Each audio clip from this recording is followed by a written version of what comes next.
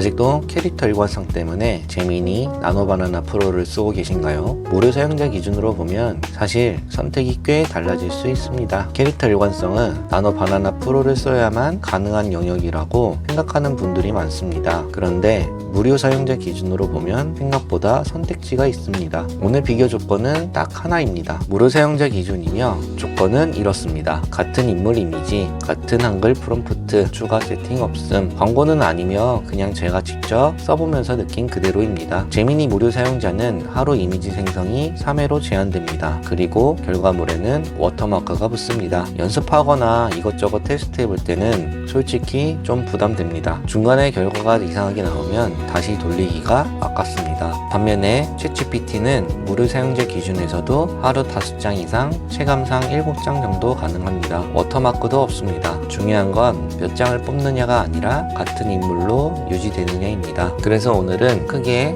3가지만 비교해봤습니다. 헤어스타일 변경, 배경 장소 변경, 제품을 들고 모델처럼 포즈가 잡히는지 이 3가지만 봤습니다. 구독, 좋아요는 인연의 시작이죠.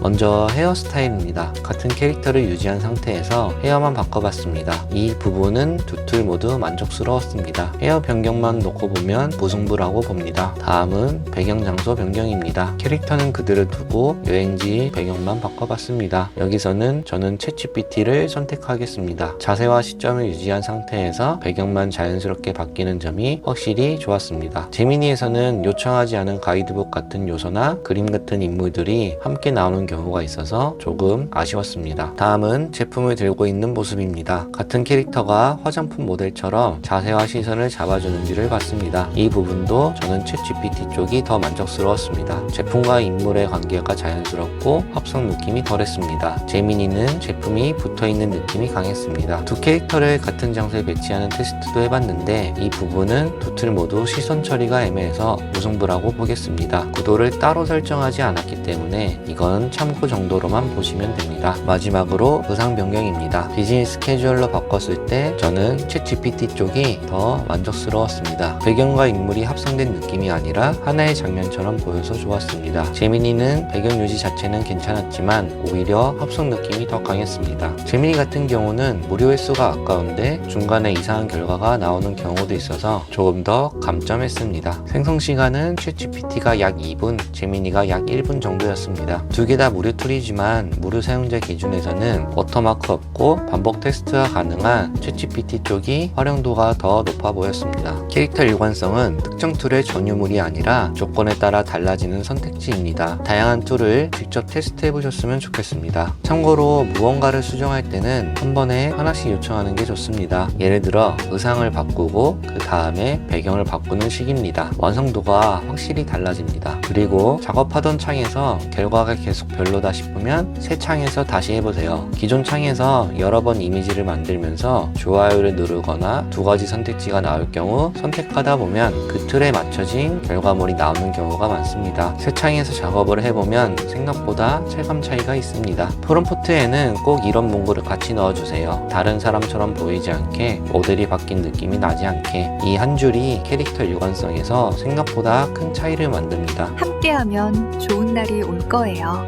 챗GPT 이미지 생성 기능이 제 기억에 2025년 12월 말쯤 업데이트하면서 확실히 좋아졌는데 아직 잘 모르는 분들도 많습니다. 개인적으로 2년 정도 사용하면서 이미지는 다른 툴을 사용했었는데 업데이트 내용이 궁금해서 테스트하다 발견해서 공유합니다. 사용자가 더 늘어나서 생성 속도가 느려지기 전에 한 번쯤은 활용해 보셔도 좋을 것 같습니다. 지금까지 딕터3이었습니다.